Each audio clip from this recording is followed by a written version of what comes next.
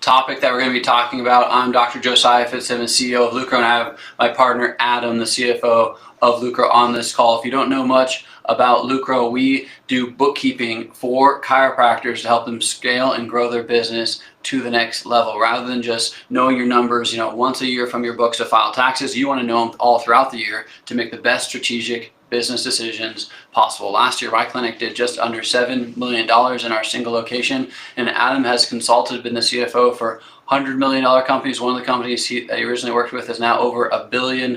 And so if you want to have the strategic insights to get to the next level, we're going to help you by breaking it down, what we call the perfect P&L. And so the topic today is called crafting the ideal chiropractic budget.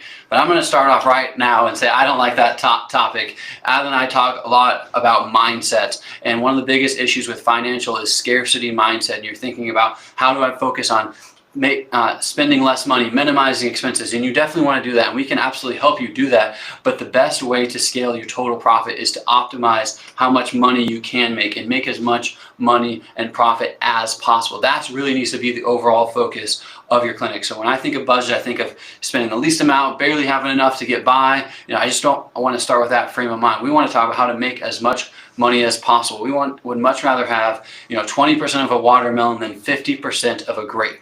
All right, so we're going to break down those concepts and how you can frame and set an ideal budget with the proper mindset for your clinic. So we're going to be going through the structure and the allocations of how that should be set up to run a very highly profitable chiropractic clinic, understanding the key drivers that go behind the perfect P&L, and then how do you make decisions when you have data that comes in? How do you analyze it properly and make the next best decision to move your business forward? And so as I just talked about, total profit is the goal, all right, not profit margin. That's something that we talk a lot about. Doctors can be so proud, of having 60%, 70% profit margin, but again, you'd much rather have 50% of, or 20% of a watermelon versus 50% of a grape. And so that's what we want to help optimize for the clinic, because that's overall why most people become entrepreneurs, is they want to have freedom. Whatever freedom looks like for you, it's much easier to have more freedom when you have more money. And by understanding the financial data of your practice, that is going to help you make much more strategic and sound decisions. I always compare it like if you're going to invest in the stock market. There's low risk, low return stocks. There's high risk, high return stocks. Or you have insider information. You're like Nancy Pelosi, and you know what's going to happen before it happens, and you can make very, very low risk, high return decisions. That's what your chiropractic practice should be for you. Low risk, high return.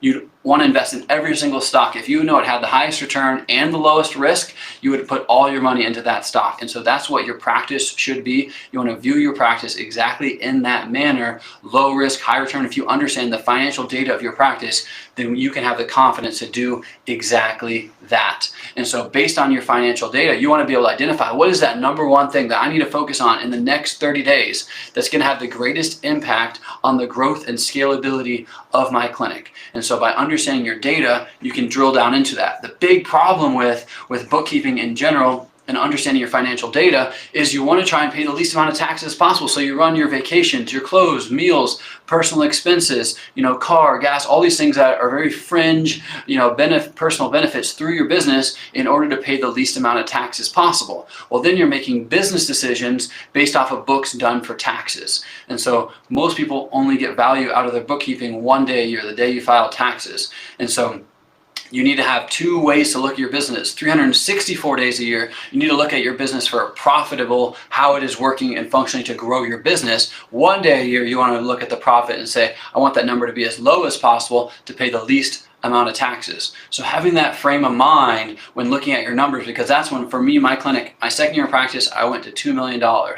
After that, I was like, okay, I got to learn from the other clinics around the country. What are they doing? How are they, getting beyond 2 million? I couldn't find almost any clinics in the country doing over 2 million. So I started studying outside of our profession. And what I realized is they analyze their financial data very, very consistently. And that's how they make their most important decisions, is first and foremost on their financial data. And then they drill down into smaller KPIs that are more prevalent in our profession. But from a fundamental initial standpoint, you always got to start with the big picture finances of your clinic, and then you can drill down to make the best decision if you want to avoid bottlenecks, if you want to continue to scale, if you want to keep growing and be profitable more and more every single year, you need to understand the data. But there's so many numbers, right? You know, what is the right margin? How much do I spend on team? What percentage is here? What is the overhead supposed to be over here? Am I spending too much on marketing? Are my practice costs too high? You know, what are the exact numbers? And so even if you know all your numbers, what are you doing with them? And so that's what we want to help you understand, is what to do with your numbers. One point is having the numbers timely, accurately, and then the most important value point is knowing what to do with them. So we have created for the chiropractic profession what we call the perfect P&L, based on your monthly revenue. That first column, sales, is monthly revenue. How much should you be allocating to each of these major operating expenses? So Adam, give us a little more insight into these different categories. Thanks, Dr. Josiah. Yeah, so the perfect P&L is exactly as the phrase depicts. What should your business look like under perfect circumstances? So if you're operating in the perfect world, what would it look like? Where would you be allocating money? How profitable would you be? And all those different pieces. So it's an aspirational, high-level target that we're aiming for. Obviously, what happens day to day happens day to day, but we use this in order to measure efficiency, measure performance, to then determine what we need to do. And so the first thing we do when we look at the perfect P&L is we break it down into the key components that actually drive your business forward. So what's really important for us is not just, okay, what are some of these amounts? We want to know what drives your business forward. What are the actual things that you are doing that is going to move your business forward? So that's why the structure is really important. We're looking at products at the top, cost of goods sold. So what are the physical things that we're giving on to our patients, supplements or things like that? We're then looking at marketing, our team, our practice costs, and our overheads. And we're looking at those and saying, well, these are the things, the investment into these things is what drives our business forward. Are we doing that at the right ratio? And what the perfect P&L does is it gives us, through industry data, through actual practices, what they're actually doing, the ones that are performing the best. It showcases what is that investment rate? How much of their total revenue are they investing in these different functional areas of their business in order to maximize profitability? So there they are. You can look at it. Cost of goods sold, somewhere between 0 and 20%, depending on the nature of your business. Marketing, somewhere between 8 and 20%. Again, depending on the size of your business. The level of revenue that you're generating makes a big difference because businesses change. As you grow, you'll start to function differently. When you're down at that $50,000 a month range, you, as the business owner, you probably do most of the things yourself. But as you're scaling up, we're hiring more people, we've got more staff, we've got more different components. So the structure, so the overall allocation system starts to change. We start to see it morph. It starts to move in directions that help us build our business differently. And so it can range anywhere from 8 to 20% on marketing. Our team, one of the most important costs, anywhere from 15 to 45%. Again, you can look at each band and where you are and see, well, how much should I be allocating to this? Now, you can say the word allocate, or you can measure what you're doing and saying, well, how far off am I from where I should be? And then we can help drive decisions, which I'll get to in a second. When we look at practice costs, we're looking at anywhere from about 6, downward 6, 7%, all the way down to 2 to 3% at the bottom there. Practice costs is what a traditional business would call fixed costs. Here we're looking at like rent and utilities, like our physical location. And then overhead is pretty much everything else. All those other things that we are incurring in order to run our practice and keep ourselves going. And as you see, there's now a very clear picture. You can choose a band and you say, okay, I'm doing roughly $100,000 a month. This is what it needs to look like. This is the structure it needs to look like. And then you can go measure your own and you can compare it against it. But that's how the perfect P&L works. It's a measurement framework that allows you to analyze, are you in the right KPI range for each performance area of your business? Absolutely, and you hit it so well, Adam. The goal of the business, like we talked about, is optimizing total profit. You're usually utilizing these different levers as opportunities to invest back in your business. Because remember, we are business owners. The reason you're on this course is you want to grow, you want to get to the next level, and you want to scale. You don't just want to be an employee. You want your business to run without you. You might be passionate about investing in other things outside of your clinic, and you want to have the ability and the freedom to do that as a true entrepreneur. And so if you've ever read any of Robert Kiyosaki's books, he talks about if you can't leave your business for 6 months and it not be better than when you came back, you don't own a business, you're just an employee. And so that's where you got to shift your mindset. If you have these massive profit margins, that means you're not properly reinvesting back into your business. You need to be utilizing that profit that you have to reinvest back into the growth and scalability of your business, into these key areas that help take your business to the next level. So, this is a little slide that just breaks down a little bit more of what Adam was talking about, what is involved in each of those different areas. Take a screenshot of this, come back to this later, but these are just basic fundamental financial points that you need to understand to be a true entrepreneur and business owner. So we're now going to jump into these individually. Go back quickly. What I want to just add is you're going to speak. You may speak to other people, and other people are going to tell you that you put this in this place, and this goes here, and your tax person is going to say, no, this expense goes in this category, and this goes here, this goes here. It's not about right or wrong. We follow a very particular framework, a framework that is designed to help you make strategic decisions to grow the performance of your business, to grow your business, to improve performance. As Dr. Josiah said, we had to maximize profitability. Our purpose of the way we structure things is for that outcome. We don't worry about those other outcomes. So we have the structure in such a way so that we can make those decisions. We put things in certain buckets so that they're in that bucket because of the way they interact with the rest of your business, the function they are, the relationship they are. I'm going to break that down in a second. I'll give you a little breakdown of each one. But what is its function? What is its relationship? And that's why it's really important that we follow the system. And it doesn't matter who you are. If you work with Lucro, and I just want to give you this idea, it doesn't matter. You could be Dr. Josiah at $7 million a year. You could be someone making $200,000 a year. We follow the exact same structure. We don't change the structure. It's not like when you're playing a game of football, the rules fundamentally change from age group to age group. No, they don't. There may be small tweaks, but it's the same game. You may be just playing at a bit of a different level, but it's the exact same game. Your chiropractic practice, doesn't matter how big you are, you're running a business. So we want to structure it in such a way that we can identify performance. And so you need to understand that. You need to understand we do this very particularly. We didn't sit down and go, I will just put this here or put that there. No, we went, hey, we want to put things in a way so that we can actually help you make a decision of what's happening in your business and not just put it there so it's on the piano. That's so true, Adam, and running a best chiropractic business, because that's what I found early in my career. My bookkeeper was doing the books for a sushi restaurant and a gym and a nail salon, and he was categorizing my books the same way he was categorizing them, and so he couldn't give good insights. One, he didn't know what he was talking about, so it's just, that's the whole big difference. That's, was something that I realized as I grew and scaled my business, is you need to have chiropractic specific, because, like I said, we do still have very good profit margins, but there are other industries where 5% profit margin is amazing. Like, that's their goal, is to get 5%. So they're going to have very different outlooks on how they view different aspects of the business. They're going to make decisions, differently based on those numbers. So again, you need to understand business fundamentally, then you need to understand chiropractic business, right? And then you need to understand growing a chiropractic business, not just being bottlenecked or stale or plateauing, but actually getting to the next level. So we're going to break down these a little bit more in depth, because this is the fundamental framework of the finances that you're operating on and the different components that add up to your success. Okay, so what's important here is each area of your business. So I'm going to break down each one of them.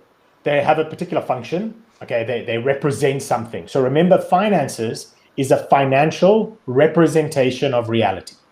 So something is happening every single day. A patient walks in, pays you money, and gets treated and leaves. An employee walks in, does a job, gets paid, and leaves. You run ads, those things are happening in reality. What's happening with the financials is we're representing that financially.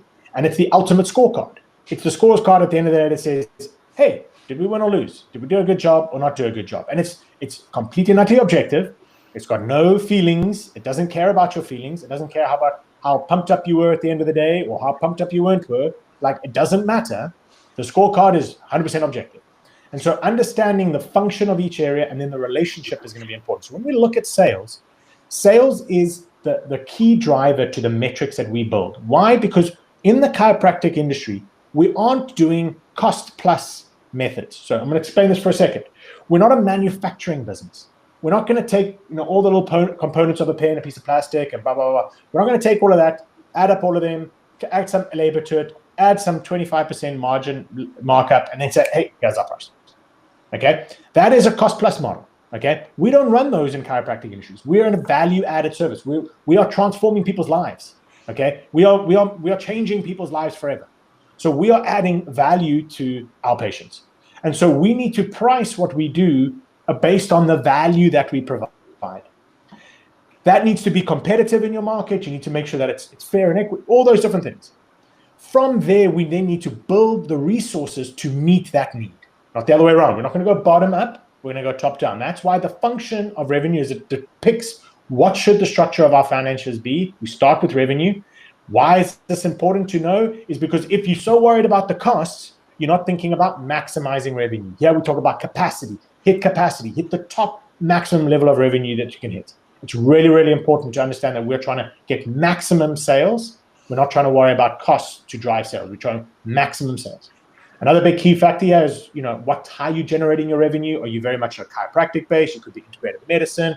It could be some other key components in how you're generating revenue, which is important to the overall structure of your business. The relationship is really simple. Any misalignment between income and expenses, you pay for in lost potential profits that you don't take home to your family. So when there's a misalignment, now I'm going to be really corny and cheesy here. You treat people who potentially have misalignments of their spinal column. When there is a misalignment, what happens in their world? You understand it. It's the exact same thing in the financial model. There's a misalignment between the two. You are paying for it, desperately paying for it in lost profitability. And we want to get that alignment 100% correct. Love it. Love it. That's the goal of the business, right? Top line is sales, revenue, right? And then we got all the things that we're going to devote that money to maximize and continue to grow the business, right? Because you brought the money in. Now, how do you properly allocate it to scale and grow and make that sales bigger and bigger and bigger, right? 20% of a watermelon, not 50% of grape. I'm going to keep saying that. That is the mindset we got to have. So let's jump into the next one. COGS, or cost of goods sold. Okay, so here we're looking at physical products that we are supplying to our patients, usually in a retail manner. So you got supplements on your shelf. They come in, they're buying supplements, or you've got braces, or you've got certain pieces of equipment that they are using for their recovery. So usually something that someone can buy, and a cost of goods sold. So that's a physical product.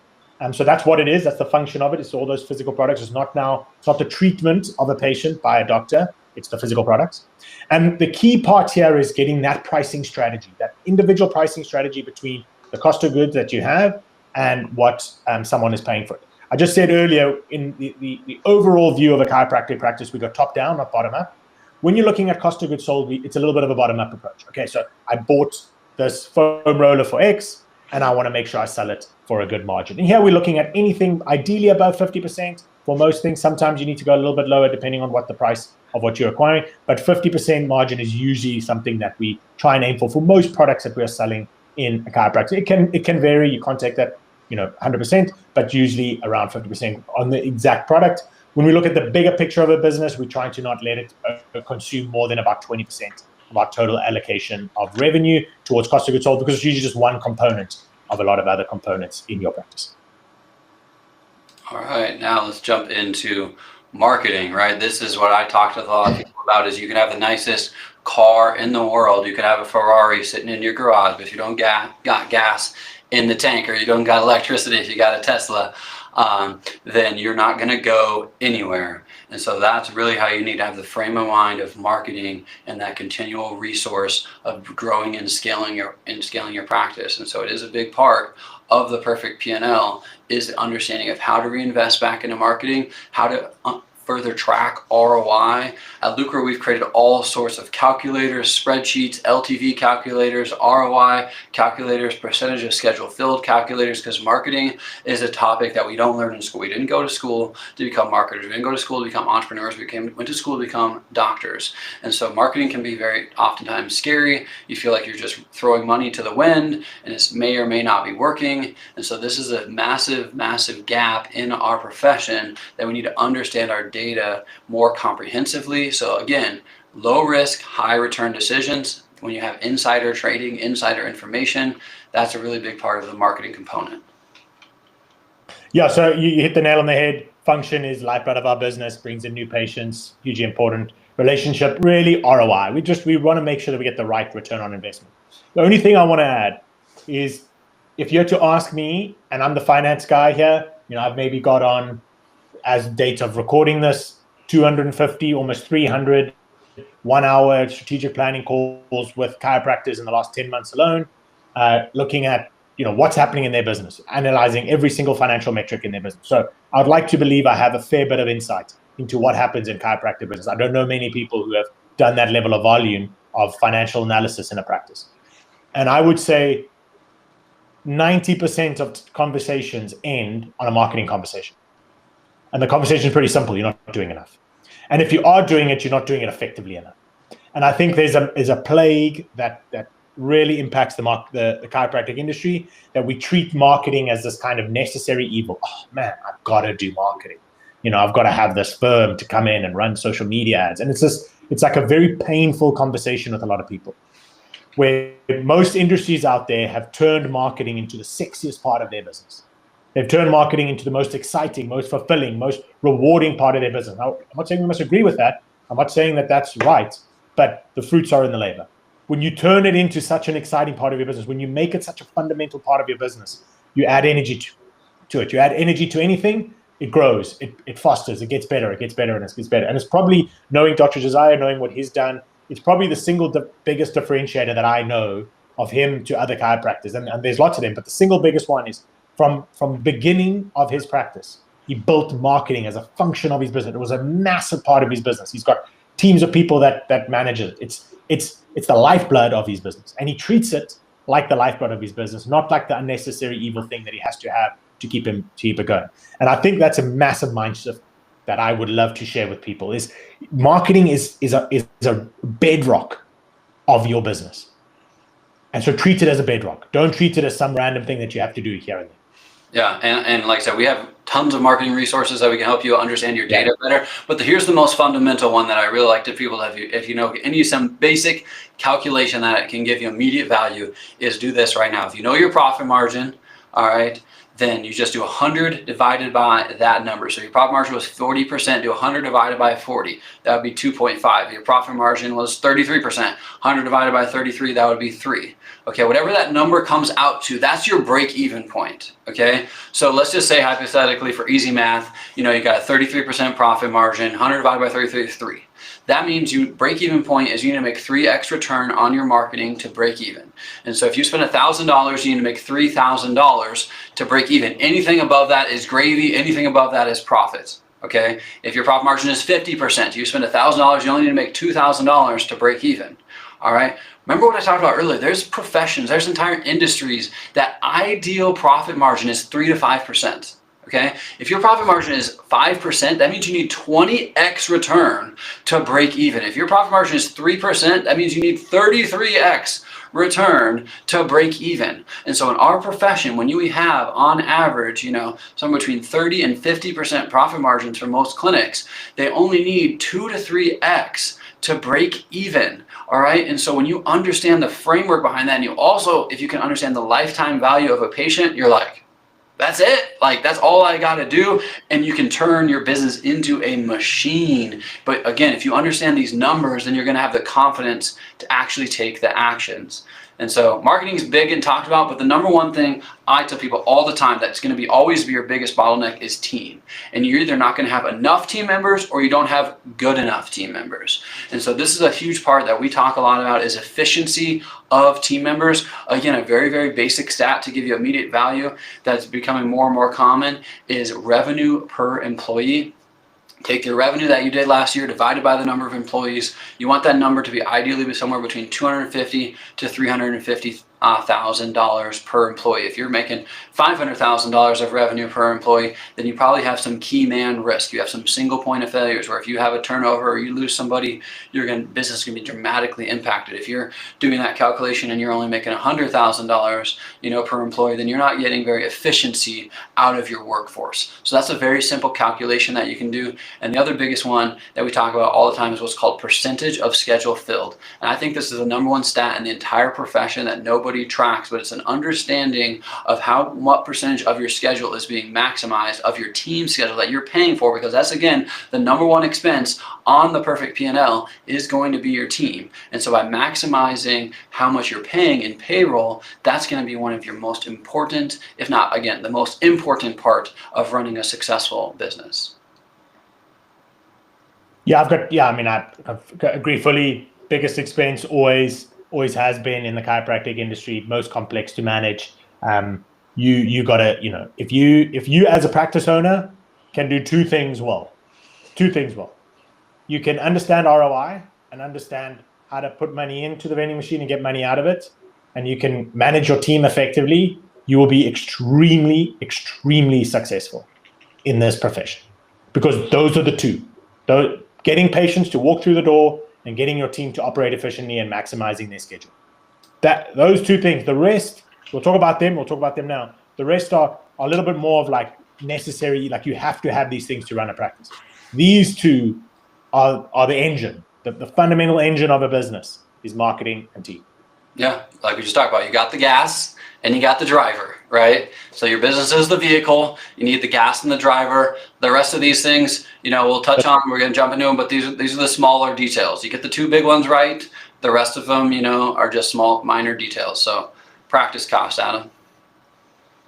Yeah, so practice costs, traditionally we businesses kind of look at three overhead kind of costs in their business. So they're looking at fixed cost, variable cost, and discretionary spend.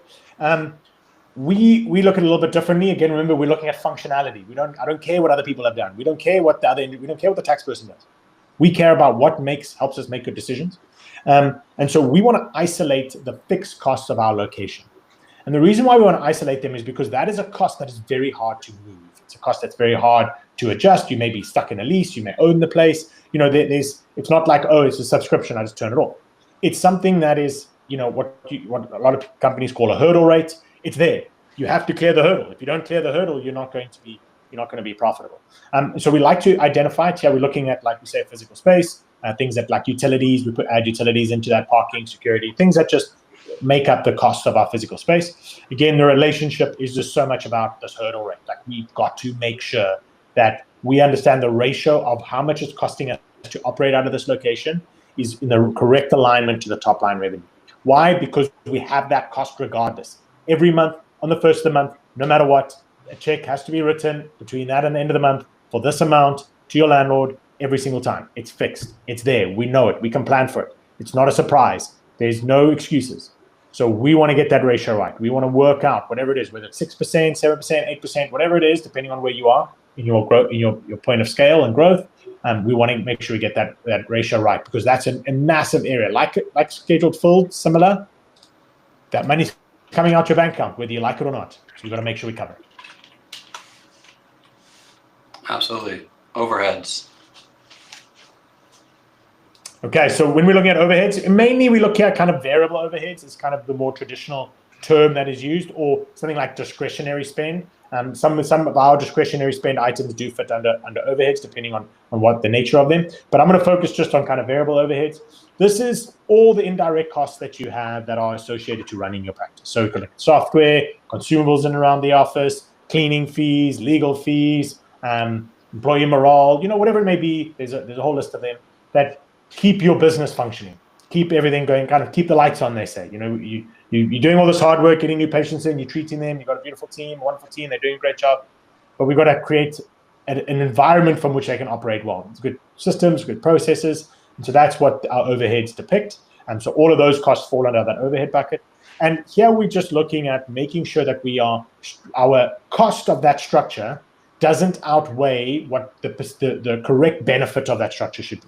So we're looking at somewhere between about 10 to 15% of top line revenue. If you're spending more than that on your overheads, my question then when I do analysis is, well, there must be a lot of inefficiency in the way you operate in. So you may have this incredible team, you may have this incredible, marketing structure, but when it comes together and operates in your environment, there's got to be some kind of efficiency. We're using too many pieces of software, or we're spending money that we shouldn't be spending. So here we're looking at just more old school cost analysis. Hey, are we spending money wisely? Are we putting money in the right place? Are we actually getting a good return for anything that we're paying money for? And is that actually helping us drive our business forward? Absolutely, you're spot on. That's when you think about budget, this is what you're thinking a little more about: practice costs, overheads, those expenses that you could evaluate. Say, hey, we could cut here, we can cut there. You've seen those commercials, on TV where they're walking up to random people. How many subscriptions do you have every month that you don't even know about? People think they're, spending $50 a month on subscriptions, and it's $450 a month. These are those little things where, hey, you can make a small tweak here and there. You could shave off, 1, 2, 3 percentage points, maybe 5, percentage points, maybe up to 10 at the very most, but marketing and team could double, quadruple, 200, 300, 400, 500%, growth of your business. So, do you focus on the 5 to 10%, or do you focus on the 500%, right? So that's the big frame of mind difference that I really wanted to hammer in, from the very beginning, because again, this is the goal. This is the goal, is total profit, not profit margin, total profit within your business. This is the goal of a successful business, is to get to total profitability of the business. So, but at the end of the day, what are you doing with all these numbers? If you have all these numbers and your practice costs, your overhead, your sales numbers, your marketing numbers, your team costs, what action steps are you taking? If they're this percentage, or they're that percentage, or they're the right margin, that is really the overarching goal, right? Because what I said earlier, knowing your numbers is only 1% of the value. You could be able to rattle off and say, my profit margin is this, my marketing expense is this, my payroll is this, my revenue is this.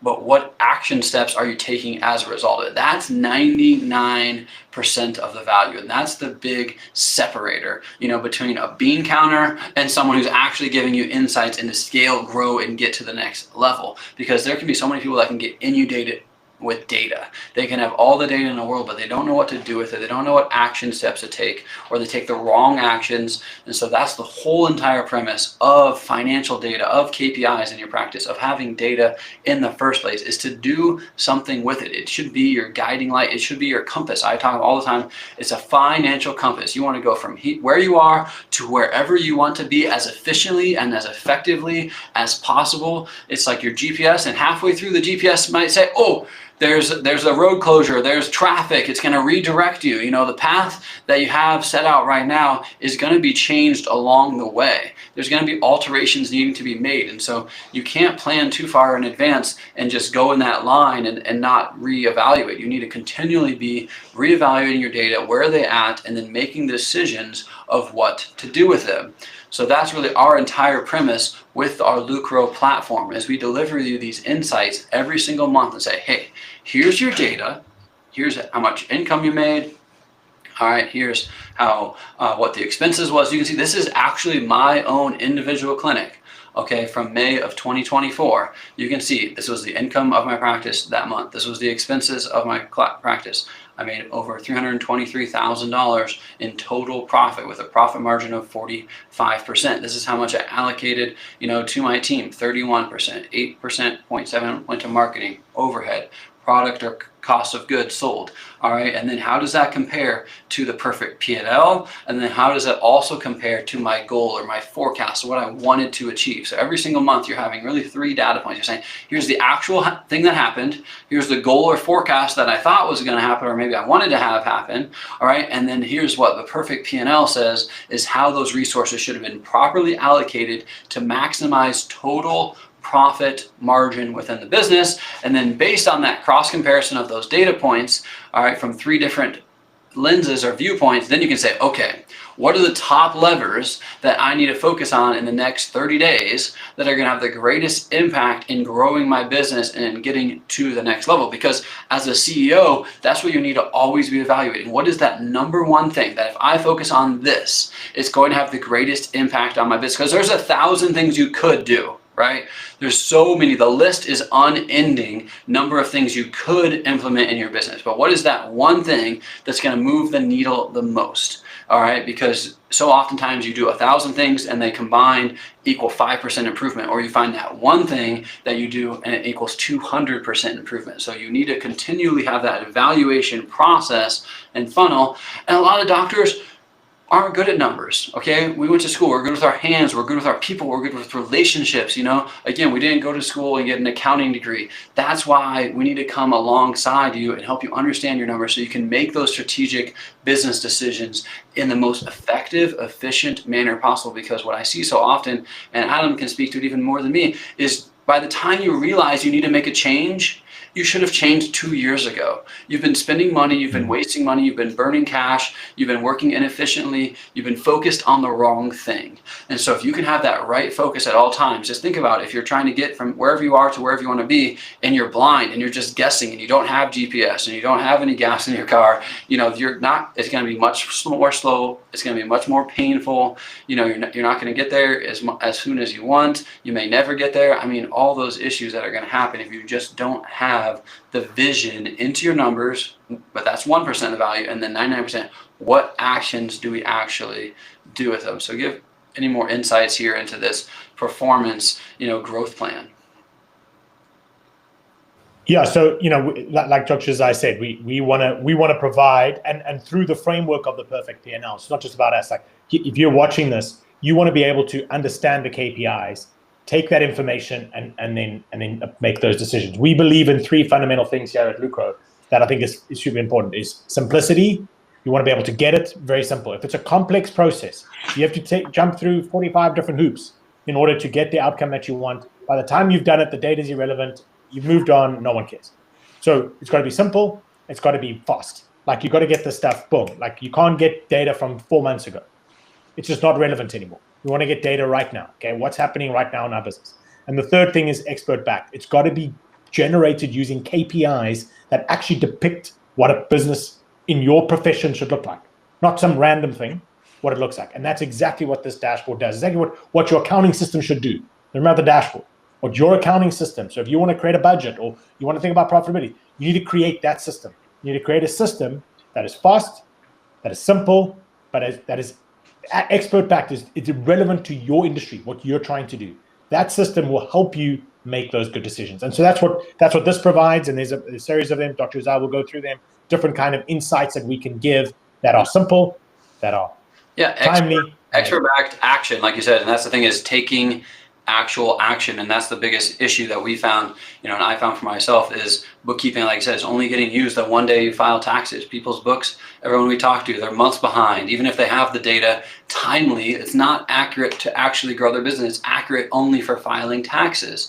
And that's just one day a year. And taxes are a massive expense. And you don't want to pay taxes. You want to minimize taxes as best as possible. There's no doubt about it. But you need to have your books be optimized to look at that for that one day when you file. The other 364 days, you need to have them optimized to grow and scale and run a business that can run without you. And so when you can dive deeper into this, you can also look at trends, and you can see here a 12-month analysis. You can see, hey, where are things going well, not going well? How are things changing? See in this specific example, in December, you want to implement tax strategies. You want to try and minimize your taxes. So by doing different investments or purchases at the end of the year with what profit that you did make, to try and reinvest it and try and minimize profits. Again, that's a small part of the practice. You want to optimize the total revenue and profit of your business first and foremost. But obviously you could drill down into smaller numbers, and that's what we always talk about. Big picture. What are the big things on the P&L? Revenue, profit, marketing costs, team costs, overhead, practice costs. You look at those big buckets first and foremost, and then say, okay, which one is out of whack? Which one we're not putting in? We're getting a phenomenal return on our investment in marketing. We need to invest more. Or hey, we're way overpaying for our payroll. We're not getting efficiency out of our staff. Then you can drill down into that detailed view and look at that specific metric more individually and say, okay, team is very inefficient right now. What's going on? Let's drill down into who are all the people on our team. What are the roles that they're in? What is their compensation that they're getting? What is what tasks are they being responsible for? What appointments are they responsible for? What revenue is being generated by the activities that they're doing? And then try and figure out, okay, is it a whole department within my organization? Is it a specific individual? Is it a compensation model that I have set up improperly, that I'm not rewarding the right thing with wrongly labeled KPIs or key performance indicators? And so then you drill down into that level, or then you drill down into marketing. But you have to know where to drill down into first, right? That's the biggest thing I talk about, is you got to know where the gold is. Once you know where the gold is, then you dig and you find the gold. But if you're just randomly digging all around, you may or may not find where the gold is, right? So from a financial data, think of financial data as like putting a stake in the ground and saying, this is where the gold is buried. You just need to dig a little bit more and figure out a little more information to make the best decision possible, right? And so again, marketing breakdown, you could look even into for this specific example, you could look into specific vendors. How are those specific vendors performing? How are those specific marketing strategies, working? What was the impact of those very specific strategies, versus the type of ad that you're doing, right? You can go infinite levels on marketing, right? That as many layers and depths, within it. But first and foremost, are you looking at it holistically? Like I said, are you getting that minimum 100 divided by your profit margin? Are you at least hitting that? Okay. And then if how do you get it to the next level? If you're not hitting it, okay, where's the inefficiencies? Do you have a problem with lead, to booked appointment to signed up person, churn rate or turnover within your office for your patients? What you can drill down deeper into those smaller level things, but first look at macro, then go to micro, and then continually filter down to get to the ideal level. Again, looking at vendors, but this is kind of the next level step that Lucro offers, is we can help you with industry insights for the entire profession. What are the top performing clinics doing in the entire profession? We could run a report and say everyone that uses this EHR, this coaching group, this marketing company, this consulting firm, this technique, this piece of equipment in their office, what are their numbers?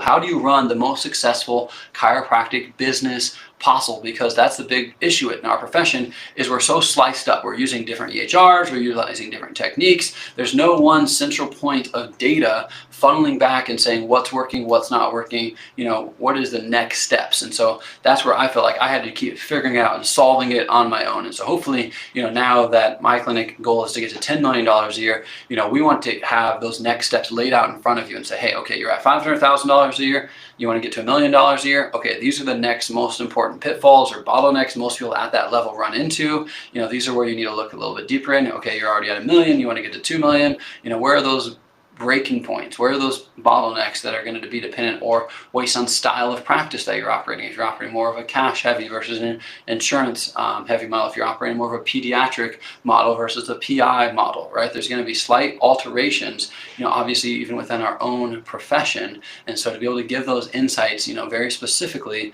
of what to focus on, what to work on, how to get to the next level and make proper decisions, right? So Adam kind of walked through a little bit this decision-making process that I talked about earlier, analyzing and then making decisions, with consistency. Yeah, so the entire purpose of having it simple, having it fast, and having it KPI driven and expert backed, that piece, that entire methodology is built so that you can do this process. Because if you can't do this process, then you're wasting your time. Okay, like you said, 1% of the data is one thing, what to do with it 99%. So the entire purpose of doing all that stuff is to get to this point, is to say, okay, now I have it all. Now what do I do with it? And we follow a 4-step process. The first thing we do is we prioritize what are the areas that need the most attention. So there's a theory out there called the theory of constraints that says, if you want to solve a problem, you can spend 25% or 20% on the top 5 things to solve the problem, or you can spend 95% on the most important thing. Spending 95% on the most important thing is going to go much faster, much quicker, much more efficient. You're going to lead to outcomes much quicker. We believe in that. That's a very fundamental value of what we believe in at Lucro, is we want to identify the 1, 2, 3 key things that are going to make the biggest difference. How do we identify that? Well, our KPIs tell us. Okay, they're right there. They're telling us you're either within metric or outside of metric. You're either too high or you're too low. It's telling you which areas require the most amount of focus. The second thing we do then is we take that area and we identify the relationships that area holds with the rest of your business at large. That's why I spoke about earlier relationships and functions, or functions and relationship, is because you can't look at something in isolation. You can't just put your blinkers on and say, oh, I'm just going to look at marketing.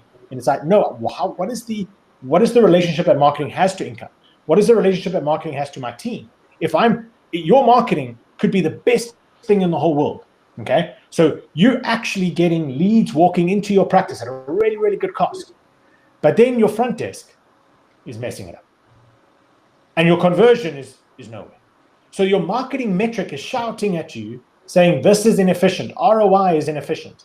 But the actual relationship is not necessarily that it's a marketing problem. It could be another rooted problem. It could be something with your front desk. It should be something. That's just an example. So you can't just go, oh, it's a marketing, so blinkers on, we go marketing. No, we open up our eyes and we say, well, what is the key relationship? How is this manifesting? It's coming through as a high cost, high ROI, or poor ROI. We're not getting a good return. But why? So then we're going to answer those questions. Okay, and we're going to start to figure it out. That's the drill down. We're going to drill down analysis. We're going to start to figure out, ask that often people say, ask 7 questions. Ask why, ask why, ask why, ask why, ask why. Drill down. get to know what is the root cause. Then what we do is we implement a plan. We say, okay, I've identified it. This is what it is. So-and-so on my front desk is doing these 3 things incorrect. Here's the plan. We're going to change a little bit of a script. We're going to say this. We're going to walk around the desk. We're going to shake hands if we want to. We're going to say, well, whatever it may be. Okay. We've got this action plan that we believe is going to help improve the performance of this area of the business. And then if you don't do point 4, sometimes doing point 1, 2, and 3 is very unhelpful. Point 4 is we act on that. We actually go and do that. So don't just say, oh, it would be nice if, so-and-so on the front desk did this. No, we create an action plan. We hold people accountable. We put the SOPs in place. We actually do it. And then we review. And the more consistently we review the process, we start again. We go back, we run the financials, we run the metrics. We say, is this still showing up as a problem area in the business? Oh, it is. Okay. Now it is. Okay. So what's the key relationship? Oh, we realize actually so-and-so on the front desk doing a great job, but so-and-so in the back there is doing whatever it is. Okay. And we keep going through the process. So from review, we started back in, identify what is the key relationship, what's our action plan, implement, review, boom, and we go. And that is why, Josiah talks about this all the time. It's so powerful. Is the structure in your business, how you structure things are built around these types of, this is a structure. This is a decision-making structure. We follow a process. We measure, we identify, we implement, we review. Boom, and we just go. That's what we do. We do this process over and over and over again. And you can do it once a year and you get a one-time output, or you could do it 200 times a year, which is going to be better for you. Okay, definitely 200 times. At least try for 12. Okay, once a month. At minimum, do a whole financial review. Then every week you can do mini reviews and other things in your business. But that framework with the right data, timely, expert-backed, in a simple format, we can't wait. More complicated it is, it's not going to come. It's nice and simple. Follow the framework, hold yourself accountable. You'll make incredibly good decisions. Absolutely. And if you don't know, Adam's from South Africa, and what he always says, it will be frightening how great this will be for your business if you do a great job with this. This is literally this is what I think is the success formula, is just exactly what you just talked about, Adam. It's taking the correct actions with consistency. So again, identifying what the correct actions are, consistently taking them, because you can do everything great for one day. You can eat right for one day. You can exercise for one day. You can be positive for one day. But if you don't compound it with consistency, it's not going to equal long-term success. We don't want you to feel good for a day or a week, or your practice to be successful for a short period of time. You want it to establish consistent routines that are going to allow it to be consistent with or without you, because that's really the ultimate goal of a true entrepreneur, is that business can grow with or without them, that it can get to the next level, it can run efficiently. And by having these data points, they're black and white, right? Very, very objective data points that anybody can then be handing off to and growing and scaling and implementing and getting to the next level. And so that's really the whole entire key. If you want to grow, you just got to get 1% better every single day. You're going to be 37 times better in 1 year if all you get is 1% better. So identify, what is that number one constraint? What is that number one part of your practice from a financial standpoint that if you focus on it in the next 30 days, it's going to have the greatest impact on your business, and then take action, and then just continually repeat that process, because like I said, what you think is the best focus right now, might not be the best focus next month, and so if you come up with this big priority list, only do this a year on an annual basis. All right, you say this is number 1, this is number 2, this is number 3, this is number 4. After the first month, what you thought might have been priority number 14 now is number 1 priority. What you thought was priority number 2, now it shouldn't be priority 20, right? And so as you grow, as you scale, as you implement these processes and you take the action, you need to continually be evaluating it. And so that's what we provide with Lucro. And so if you want to be a part of our community that's just going, to the moon and skyrocketing, our average clinic Lucro client is $1.3 million a year. That's our average, okay? Because of the impact, of doctors understanding and knowing their numbers, they want to get to the next level. And that number is just going to keep growing because doctors are growing and scaling. We had a doctor that after starting with us, 5x his profitability in only 90 days, okay, because he knew what to focus on. He was a great doctor, he was a great clinician, right? But he was just doing all the things as they came up. What I talk about is doctors so often focus on the urgent instead of the important, and that's really can weigh you down. So if you always know what that most important singular thing is to grow and scale and get to the next level, then you're going to be laser focused. You're going to be like a bird, you know, flying to your destination rather than getting stuck in traffic. You're going to go above the crowd and you're going to get there at a much faster, efficient way. All right, and having your financial data in order is going to be the fundamental next step for you to get to that. So hopefully you got tons and tons of value, you know, out of this presentation here today. Like I said, if you want to get to the next level, an awesome special for everyone in this amazing community, and there's your specific discount code that you can put in at the checkout to get 50% off of your first month and really grow and get to the next level. So thanks again for tuning in. Reach out to us if you have any specific questions, and looking forward to helping your practice be more profitable.